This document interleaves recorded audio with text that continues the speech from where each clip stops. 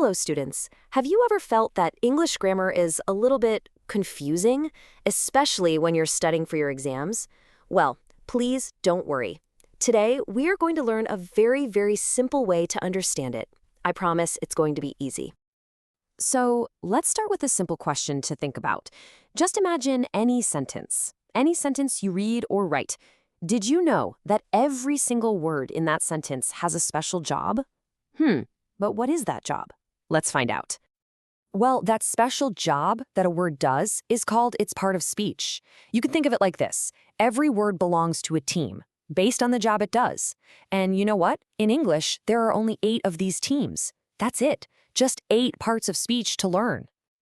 Okay, so here's our simple plan to make sure you understand everything perfectly. First, we'll look at a secret code. Then, the noun and pronoun. After that, the verb and its describers.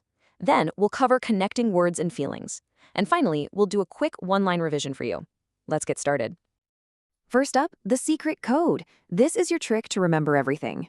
I'm going to share a short trick with you, a kind of secret code to remember all 8 parts of speech very easily. Ready? So, this is the code. NAPVPIAC. I know, it looks a little strange, doesn't it? But trust me on this, it's a very powerful trick. We will now learn what each letter stands for. Okay, let's dive into this. We will begin with the first 2 parts of speech, which are the noun and the pronoun. First, let's talk about the noun. A noun is simply a naming word. That's all. It is the name of a person, a place, an animal, or a thing.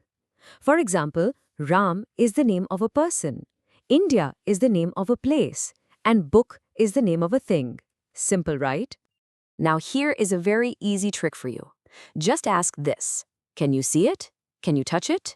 Or can you name it? If the answer is yes, then it is a noun. That's it. Okay, now for the pronoun. We use these words so that we don't have to repeat the same noun again and again. It just helps our sentences sound much better, you know?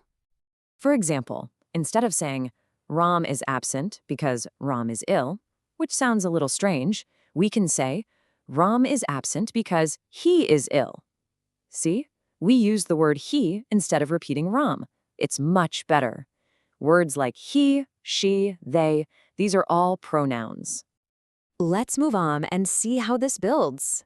Now we will learn about actions and the words that describe them. This is the next part of our code. So the V in our code, it stands for verb. Verbs are action words or doing words, like plays or run. They can also be state of being words, like is or are. They show that something is happening or something exists. And the trick here is very simple. Just check if the word is showing an action or if it's showing a state of being. If it is, then you have found the verb. Next up is A for adjective. Now, an adjective's job is to give us more information about a noun. It just describes the noun. And what's really interesting here is the trick. For example, if you have the words a beautiful flower, just ask the noun a question. Ask, what kind of flower? The answer is beautiful. So beautiful is the adjective. So simple. Or if I say 2 pens, ask how many pens? The answer, 2, is the adjective. Now there is another A in our code, and it's for adverb. An adverb adds more meaning to the verb. For example, let's say, he runs fast. If you ask the question, how does he run? The answer is fast. So fast is the adverb. It's describing the verb runs. And here's a very common hint for you. Many adverbs end with the letters ly. For example, words like slowly, quickly, clearly. So if you see a word ending in ly, it's very likely an adverb. We are almost at the end of our code. Let's now look at the last 3 parts of speech. These are all about connecting our words and expressing our feelings. The P in our code is for preposition. Just think of the word position. A preposition tells you the position or the relation of something. For example, the book is on the table. The word on shows the relation between the book and the table. So, on is a preposition. Words like on, under, to, they are prepositions. Next is I for interjection. Now, these are words for sudden feelings, things you say without thinking, like wow or oh. And a very big hint is that they usually have an exclamation mark after them. And the last one, C, is for conjunction. Conjunctions are simply joining words. Their job is to join words or even sentences together. Think of words like and or but. And this is brilliant. There is another trick just for conjunctions. All you have to do is remember the word fanboys. Yes, fanboys. Each letter stands for one conjunction: for, and, nor, but, or, yet, and so. It's a great trick to remember. And that's it. We have unlocked the entire code.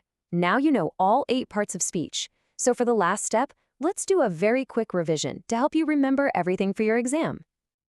Okay, here is everything we learned in just one single line for each part of speech. This is a very powerful summary for you. Let's go through it. A noun is a name. A pronoun is used instead of a name.